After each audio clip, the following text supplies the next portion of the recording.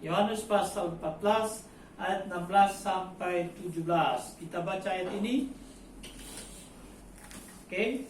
3, 2, iya.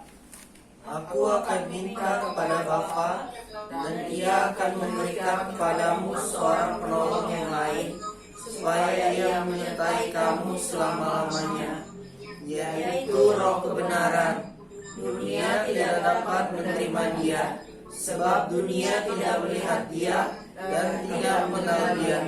Tetapi kamu mengenal Dia, sebab Ia menyertai kamu dan akan diam dalam kamu.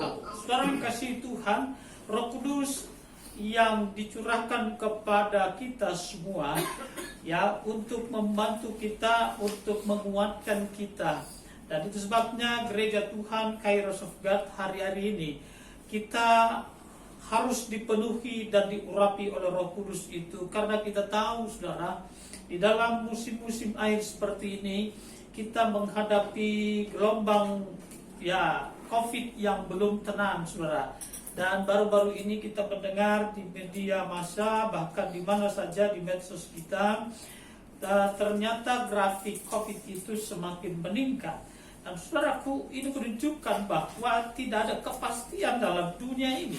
Tapi kita ya tahu, saudara, nah, lewat Roh Kudus kita akan dimampukan untuk berdiri tegak, berdiri dengan teguh, supaya apa pekerjaan Tuhan terus dilakukan di muka bumi ini.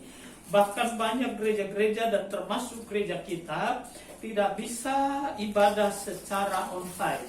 Dan kita juga dibatasi di dalam, sekalipun ada gereja yang ibadah tatap muka, tapi masih dibatasi. Saudaraku, ini membuktikan bahwa dunia ini tidak menjadi jaminan bagi kita. Dan hari ini saya percaya lewat kebenaran firman Tuhan yang kita baca, Tuhan berkata, aku akan meminta kepada Bapa, dan Ia akan memberikan kepadamu seorang penolong yang lain.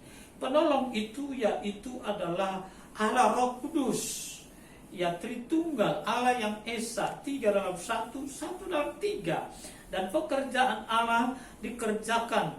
Dan inilah pekerjaan Allah yang terakhir, yaitu lewat peranan Roh Kudus. Nah, hari ini, saudaraku, jemaat yang kukasihi dalam Kristus Yesus, kita mau diajarkan oleh kebenaran firman 3 hal apa yang menjadi peranan Roh Kudus dalam hidup orang percaya. Sebabnya tema dalam gereja kita adalah Roh Kudus dalam hidup saudara. Dan kalau saudara menyadari ketika kita dipanggil oleh Tuhan, hidup kita ini bukan hanya untuk diri kita sendiri.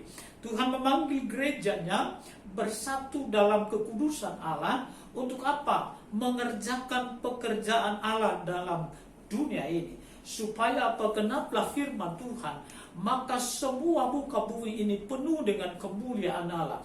Kebenaran Allah, Injil Kristus itu disampaikan ke seluruh bumi. Bahkan semua bertelut di hadapan Tuhan bahwa Yesus adalah Tuhan, Raja di atas segala raja. Dan hari ini kita akan belajar 3 hal apa yang menjadi peranan Roh Kudus dalam hidup kita orang yang percaya. Kita mau lihat, saudaraku, dalam yang pertama dalam Yohanes pasal 14 ayat 20. Coba kita baca. Peranan Roh Kudus dalam hidup kita agar kita menyadari bahwa kehadiran Kristus terus-menerus dalam hidup kita. Penyertaan Tuhan, perlindungan Tuhan begitu sempurna terus-menerus dalam hidup kita. Yohanes 14 ayat 20 tadi. Coba kita baca sama-sama. 3, 2, ya.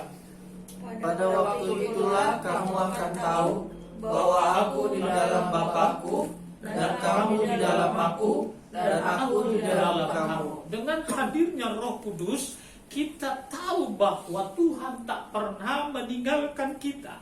Gerejanya tidak pernah berjalan sendiri. Gerejanya tidak pernah mengerjakan pekerjaan Tuhan tanpa pertolongan dari Tuhan. Nah, oleh karena itu pada kesempatan ini semua kita jemaat Kairos of God dibangunkan dan dibangkitkan oleh Tuhan lewat kebenaran firman ini, supaya kau berjalan bersama dengan Tuhan. Amen.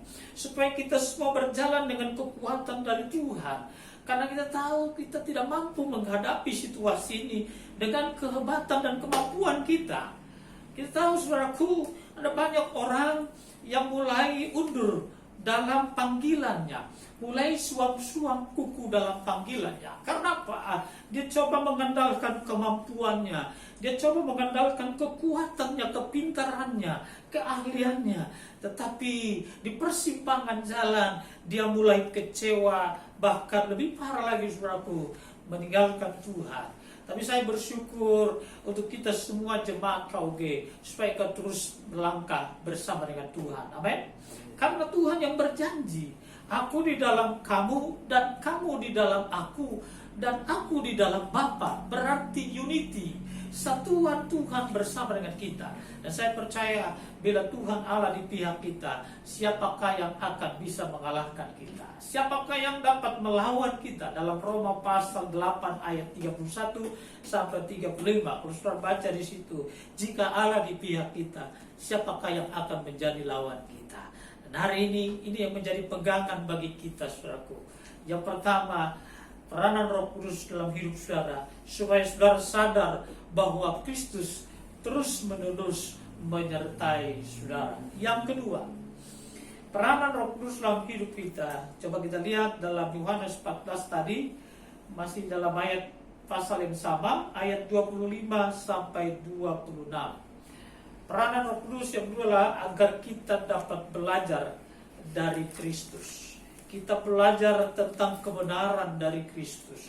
Kita belajar tentang semangat roh yang menyala-nyala dari Kristus. Ayat 26 sampai 25 sampai 26. Kita baca 3-2 ya. Semuanya itu katakan kepadamu, selagi aku berada bersama-sama dengan kamu. Tetapi penghibur, yaitu Roh Kudus, yang akan diutus oleh Bapa dalam namaku, dialah yang akan mengajarkan segala sesuatu kepadamu, dan akan mengingatkan kamu akan semua yang telah kukatakan kepadamu. Saudaraku, firman Tuhan berkata, Roh Kudus yang akan mengajarkan kepada kamu dan mengingatkan segala sesuatu yang telah kukatakan kepadamu. Jadi kita belajar akan tuntunan Roh Kudus. Kita belajar tentang kebenaran dalam hidup kita, bahwa hidup ini hanya satu kebenaran, yaitu firman Allah dari Kristus Yesus. Lebih dari itu adalah filsafat, lebih dari itu adalah etika, lebih dari itu adalah norma, dan semua itu boleh berlalu. Filsafat boleh berlalu, norma boleh berlalu, etika boleh berlalu, kecerdasan orang boleh berlalu, tetapi firman Allah inilah kebenaran yang kekal dan menyelamatkan hidup kita. Dan saudaraku, kita belajar dari Roh Kudus, memampukan kita untuk berkata-kata tentang kebenaran Allah itu sendiri. Apa itu kebenaran Allah? Inilah firman Allah itu sendiri. Oleh karena itu, mari kita belajar Kairos of God. Jangan engkau berpangku tangan saja, berdiam diri saja. Ini bukan bagian saya, ini bukan tugas saya.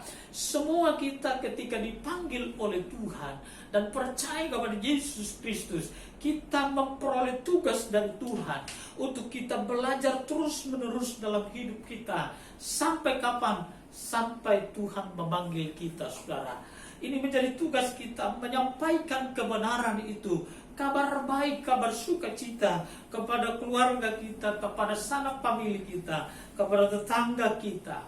Sebabnya, saudaraku yang kukasihi Tuhan, gereja Tuhan sedang mengalami perkembangan kerohanian yang stagnan.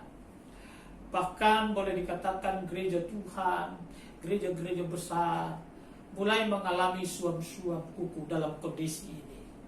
Kenapa? Tidak bisa berkumpul bersama seperti dulu, ya kan? Menyaksikan begitu megahnya alunan musik di gerejanya, ya kan? Tidak bisa berkumpul lagi yang ribuan. Dan hari ini, saudaraku, Tuhan sedang menampik kita kembali untuk mengingatkan kita. Nah, kebenaran firman Tuhan berkata dalam ayat 26, tetapi penghibur, yaitu Roh Kudus, yang akan diutus oleh Bapa dalam namaku, dialah yang akan mengajarkan segala sesuatu kepadamu, akan mengingatkan kamu akan semua yang telah kukatakan kepadamu. yaitu tentang kebenaran, saudara. Dunia dan segala isinya ini segera berlalu. Ya, kemegahan dunia ini segera berlalu. Tetapi kebenaran firman Allah itu kekal selama-lamanya. Kebenaran firman Allah yang menyelamatkan kita, ya, yang menebus kita dari segala dosa dan pelanggaran kita. Dan ini yang menjadi sukacita yang harus kita beritakan kepada orang lain. Dengan demikian kita, gereja Tuhan, memiliki makna di tengah-tengah dunia ini, bersaksi di tengah-tengah dunia.